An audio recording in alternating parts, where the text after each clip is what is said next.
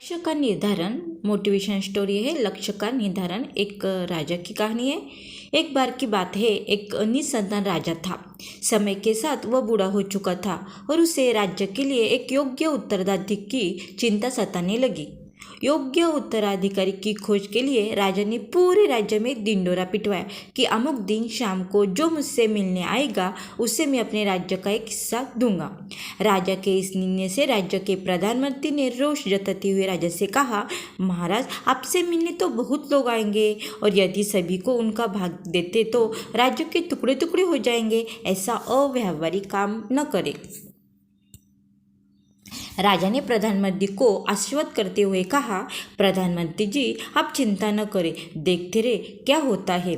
निश्चित दिन जब सबको मिलना था, राजमहल के बगीचे में राजा ने एक विशाल मेले का आयोजन किया। मेले में नाच गाने, शराब की महफिल जमी थी। खाने के लिए अनेक स्वादिष्ट पदार्थ थे। मेले में कई खेल भी हो रहे थे, जिसके कारण राजा से मिलने आने वाले कितने लोग नाच गाने अटक गए, कितने ही सुरा सुंदरी में, कितने ही अच्छे खेलों में मशहूर हो गए तथा कितने ही खाने पीने, घूमने फिरने, आनंद में डूब गए। इस शाम का समय बीतने लगा, पर इन सभी के बीच एक व्यक्ति ऐसा था जिसने किसी भी चीज की तरफ देखा ही नहीं, क्योंकि उसने मन में निश्चित धैर्य था कि उसे राजा से ही मिलना है। इसलिए वह बगीचे पार करके सीधे राजमहल के दरवाजे पर पहुंच गया।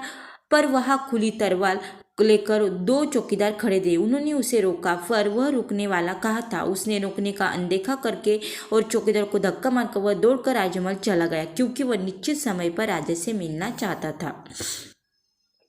अब जैसे ही वह अंदर पहुंचा, राजा ने उसके सामने ही मिल गया और राजा ने कहा, मेरे राज्य में कोई व्यक्ति तो ऐसा मिला जो किसी प्रलोभन में फंसे बिना अपने धैर्य तक पहुंच गया।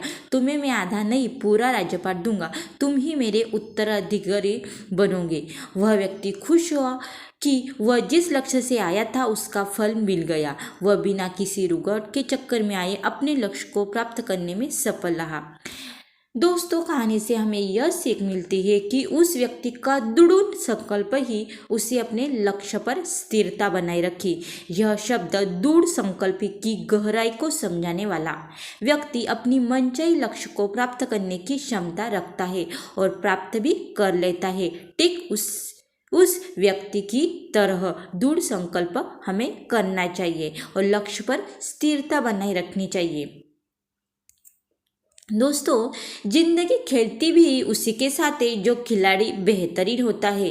दर्द सबको एक सा ही है, मगर हौसले सबके अलग अलग है।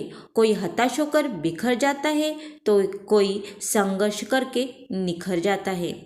आपको बस दोस्तों यह करना है, अपने लक्ष्य को छोटे छोटे लक्ष्य में बांट दो, जिससे कि उसे प्राप्त करने में आसानी हो। मैं भी यही करती हूँ। जैसे कि